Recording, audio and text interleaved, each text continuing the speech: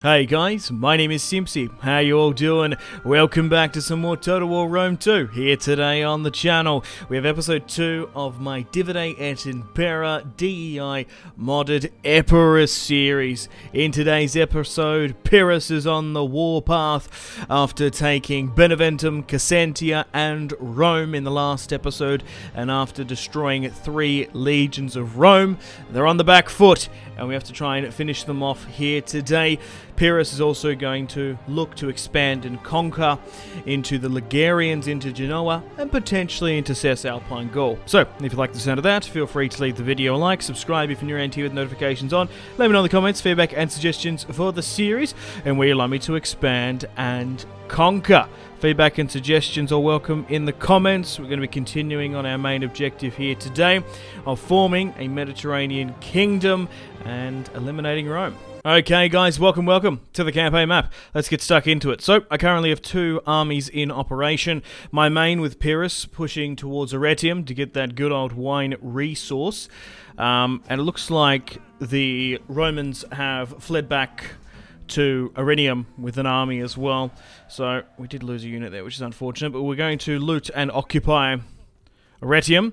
We've managed to destroy 3 legions of Rome so far, but they still seem to have 4. We've done incredibly well with our smaller numerical supremacy, but we'll try and get my spy to scout ahead if they move out. Okay, so welcome to the top of the turn. They've managed to move that army down from Iridium to Alascum, and I've moved my army back to Beneventum as they're posturing on the border. We should have a full stack there eventually. Pyrrhus himself is going to be able to flank around through the mountain pass, invoking Hannibal, let's say, and he's going to be able to take Iridium. So, now the Romans are only controlled of 1 territory. That's a lot of dudes gone in that order as up, crikey. Okay, so now they've doubled back. We should be able to pincer them. Unfortunately, we've had a rebellion up in Arretium, but that should be nothing too much to deal with. Yeah, they've pulled out of Asculum. I'm not entirely sure why, but my secondary army here with the Griffin's Grace can push in. And Asculum has fallen. Okay. So we shall... Oh, we could subjugate them and just farm their disciplined infantry. That'd be a really cool strategy, but I'm not going to do it. Hey, a royal rival comes of age. We'll welcome them to the party. I do know, very much like in the Seleucid series, you can get the historical characters of Antiochus, Seleucus and stuff, but that very much can happen in this series, so we're going to be able to get famous Epirus generals. But however, Rome's been destroyed. Hey, new royal rival, Alexander II. Alexander II was a king of Epirus, the son of Pyrrhus. Yeah, so we'll adopt him. Okay, so now with Rome destroyed, I don't know what happened to that army. They must have got knocked out by rebels or something. We didn't even get to put the final nail in the coffin. Well, to be fair, after they destroyed Rome in that first episode, they pretty much whittled away. So we currently have 2 full stacks here. Alexander II's now come in, and I've made the decision to adopt him with Pyrrhus. You're better off using them because they've got better quality stats than having the natural-born children. So we're going to be securing the port of Genoa here, which I'm surprised the Romans, well, I guess they never had a chance to do. They have a pretty decent army there, 7.2k, and outside we are outnumbered by about 1,000.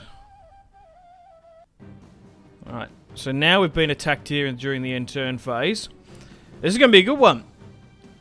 It's going to be about a 15, potentially a 14k battle.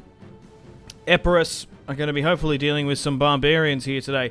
Once we take Genoa, we should be able to push up and secure Cisalpine Gaul and officially call myself the undisputed King of Italy and King of the Romans, importantly. So we're waiting for our reinforcements to come up here. We'll form up. And as the Ligurians are attacking us, we can sit back and be a little bit passive. We've been able to get decent, high-quality Epirus, Epirote Hellenic swordsmen. We'll invert this as they're closing the distance quite quickly. This is going to be a good one. The Ligurians have decent infantry as they are a barbarian faction. I kind of like the grey of them. It kind of invokes the sort of rebel faction that you see in the vanilla version of the first Rome Total War. Okay, let's form back there a little bit. But yeah, I kind of feel bad for the Romans. They sort of just whittled away. I don't know what happened to them, because I didn't take them out. I wanted to, like I said, put the final nail in the Roman coffin, as it were. Okay, so we've got 2 banks of infantry. Try and make that a little bit more nicer to the edge of the map where we can. Protect our skirmishers where we can. Okay, so let me know in the comments, guys, what you'd like me to replace this Epirus series with, because it will end, unfortunately, in the future at some point, but there's no harm in letting me know feedback and suggestion now so I can plan ahead and be organised. I want to do more Rome 2 and Total War on the channel, but any other strategy game that I haven't Let's Played, let me know. Okay, so they seem to be just trickling, no cohesion, just random infantry back and forth here and there. Try and pull you further back. We'll just try and hold. There's no point in me pushing out just yet. We'll try and skirmish them out. The thing is with a Hellenic faction like Epirus, kind of similar to the Athenian and Seleucid campaign, we're going to have to heavily rely on our heavier to medium cavalry and our skirmishers. We don't have any elephants in our mix anymore because they were sort of taken out in the Roman wars. They just don't do too well in auto-resolve, and in DEI, you do tend to have to auto-resolve some battles here and there, and they just don't have the longevity, do they? We haven't also had a siege. We've played 4 or 5 battles in this series so far. We did a lot in that first episode, but you kind of want to avoid sieges. I personally like to play open field battles because they're so different every single time. Sieges can get quite grindy, and also it's actually not in our best interest because some of our best quality units are hoplites and pikemen, and they never do well in aggressive sieges, particularly in DEI. Okay. So, they seem to be massively pushing us on this flank here. We are actually not favoured to win this one. It's going to be a close one, 70%, but I think nearly every battle we've nearly been unfavoured to win. That's what makes it more entertaining. So, once we take Cisalpine Gaul, we'll probably swing down through Illyria. Their reinforcements have arrived, and we're in a really good position, so we can kind of countercharge, be a little bit more aggressive a bit. Now that most of their infantry are actually interlocking with ours, now that they've come up. And once we've got Italy fully under our control, we're going to have the economical might to actually fight against Greece. Because you don't really have a choice. You obviously start off with a war against Rome that you have to deal with quite quickly. It's a shame that you're sort of forced into that. I kind of prefer not being at war with factions, but it does make things a little bit more challenging. The only time I do like being at war starting with a faction is in the Medieval Kingdoms 1212 AD mod, where you can start off with a particular battle and sort of dive right into the campaign. Okay, we've got some swordsmen there exposed. We want to try and do some hammer and anvil strikes there. We are struggling on that side with their own cavalry. So, towards my centre and centre right, we seem to be doing better here, from my perspective, and where the cavalry is on our starting left, seem to be holding up well. But you got to give it to Genoa. At the end of the day, they are fighting for their independence. They probably don't have the quality of troops comparing to the Romans, but they do have a numerical match on ours. They've got a lot of, I guess, sort of trashy units here and there. But everyone will bow to the subjugation of Pyrrhus. Everyone seems to be holding quite well. We don't have as broken as a disciplined formation like in Rome, but we do have various pike and phalanx walls and shield wall formations that we can invoke.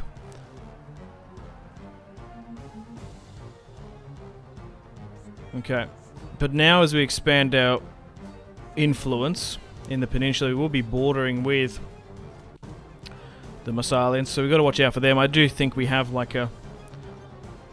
I can't remember what the trait's called specifically, but I think it's sort of like an anti-Hellenic world thing. They don't like us, and we don't like them. But anyway, speaking back to the Hellenic world, trying to tackle Athens, Sparta, or Macedon is going to be quite tricky, but it will be made easier if we can get Illyria and Italy under our control, because already now that we've taken Italy, we've been able to field 2 full stacks, which is fantastic, because we were relying on about 1.5 against the Romans. We've done the hard work. The enemy general's dead. We've managed to rush them. And now we're going to reap the rewards. Being aggressive in Total War always seems to work out. So we'll try and just stop. Yeah, their cavalry's tying me down. Those barbarian cavalry are good. Try and pull out here slightly where you can. Epirus has lost a lot of units there.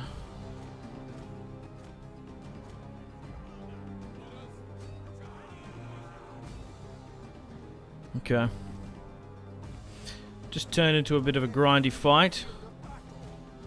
We've managed to claw back that 70% that wasn't in our favour to more or less a 50-50 now. Skirmishers, cavalry are going to be carrying us in this series. But we want to do an alternative history and sort of do what Pyrrhus couldn't do. So I've got a picture in mind of what kingdom I want to forge and sort of control. I want it to be maritime based. I want to call it like... I was trying to think of what to call it, because it actually historically hasn't been a kingdom what I sort of envisage. Like, all of Italy, right? Modern day. And, like what was Yugoslavia was at its height? Illyrium. And then have, like, Greece under our control. I guess I was umming and ahhing whether or not to call it the Adriatic Kingdom or the Mediterranean Kingdom. I think Mediterranean is better because it, like, once we take like southern Greece as well and southern Italy, we'll be sort of linking them up. Yeah, so there hasn't been a kingdom like is united by the two seas there. Okay. Pull back a bit of there. But still got a lot of cool factions we want to fight up against. And a couple of changes. They are really running Epirus down here. They're absolutely targeting him. Come on, run away. I got him to run away. He's just been caught there. These lighter... Oh, no. I pulled him out. Oh, no. I think we've just lost Pyrrhus. Episode 2? He was fighting heaps. Oh, come on. Alright, so a close victory. The enemy is broken. Death and dishonor. There's today. Okay.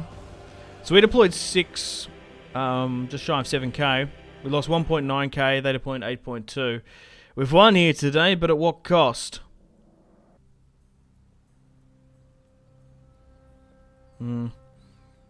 Infantry did alright. Skirmishers as well. That was a crazy battle. 15k. So, I think we've lost Pyrrhus because, yeah... Oh, luckily we just got Alexander II, Pyrrhus' son.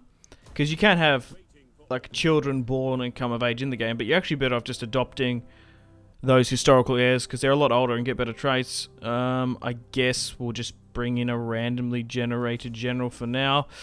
So we've lost a little bit in the courts and the loyalty. And yeah, Alexander II has now risen to the throne. Oh no. So, after defeating the Romans, Pyrrhus died at 45 years of age of his own hubris. Because he thought he could do the same to the Genoans. Damn you, Genoans! But now his son and heir, Alexander II, has risen to the throne. Man, that sucks. In 273 BC. So we're going to be able to take Genoa now after that crazy fight.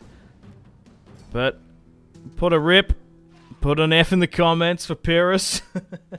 It's actually kind of fitting that he died being a little bit cocky, let's say. So we've taken Genoa now. To take all of Sicily, Alpine Gaul, we need to take Medioland and Patavium from the Barbs. It's now winter, 272, and it looks like the Cerberus have sent a full stack down here. We haven't had too much replenishment, but Alexander II, determined to live up to his father's name, we have managed to adopt a daughter and heir here, just to make sure that if, of course, Alexander II gets sniped, we've got to watch out for him, but he's taking the name of, well, if Pyrrhus was second once removed of Alexander, I guess he's third once removed. Now Alexander II, being named after his cousin. So Alexander II now is going to ambush the Cerberus. We're kind of lucky. I don't know why they aggressively pushed out in winter. It's quite crazy. But we're going to be able to defeat a full stack here. 4.3k will take on their replenishment. And we're going to be able to use that to build up a decent grain haul in Genoa itself. And we should be able to push upon Medioland with ease. Usually when they stack it, it can be quite a difficult settlement to take. One of the bigger and largest ones. Okay. Right, so let's push now for Medioland in the spring. And yeah, they've even Patavium have pushed up. Massalia's on the border here because they've actually attacked us, which is great. Just what we need. I don't really want to deal with them too much. I want to focus on Cisalpine Gaul. But we've been so fortunate here in quite quick succession. Alexander has won a quick string of victories. Alexander of Epirus is hopefully going to fulfill his father's legacy and what would have been his destiny. And Cerberus have now been destroyed. Okay, so we'll push for Patavium here. And we'll wrap up today's episode. Thank you very much for watching. We do currently have a military alliance with Syracuse, and we are at war with Carthage and like the Gamantians, but who really cares about them? We're not going to focus on them too much. We will have to watch out for Massalia, that is, but Carthage, the Gamantians aren't going to be anywhere near us. But it's a shame that we lost Pyrrhus in episode 2. Like, to the end, like, I pulled him out. He just got too close, and those damn Massalian cavalry in DEI just hunted him down. But now we've destroyed the Veneti, which is good. And we've managed to unite Cisalpine Gaul under the reign of Alexander II. So the main peninsula, the mainland of Italy, is now ours. We do have an alliance with Syracuse, so we probably don't need to push down there. Sardinia and Corsica, maybe Sicily up for grabs, but I think like trying to connect, like ideally, because we start off obviously split. We start off with Taurus, we start off with Apollonia, and if we can connect Apollonia to Illyria on the right-hand side, just over the Adriatic Sea, that'd be kind of cool. We'll try and unite and hold that up. But stay tuned for more daily content on SimpzyTotalWar. I'm going to be doing daily episodes of this series. I upload midnight Australia time every single day. I also upload 3 p.m. London time, 10 a.m. New York, and 7 a.m. LA. Unfortunately, guys, it is time to end the video here. Thank you very much for watching. Like and subscribe if you haven't already. Let me know in the comment section down below your feedback for the series, and if you would like to see more, that's the best way to ensure more content. Leave a dislike if you're not enjoying the series. Check out my social media links if you want to stay connected with me. Facebook, Twitter, and Instagram, all in the description below. Patreon and merchandise link in the description below, along with the Steam group. Come and join the community on Steam. And on that note, unfortunately, I have to end the video here. Thank you very much for watching once again. Make sure to take care of yourselves. Go out and have a fantastic rest of your day. My name has been Simpzy. Goodbye.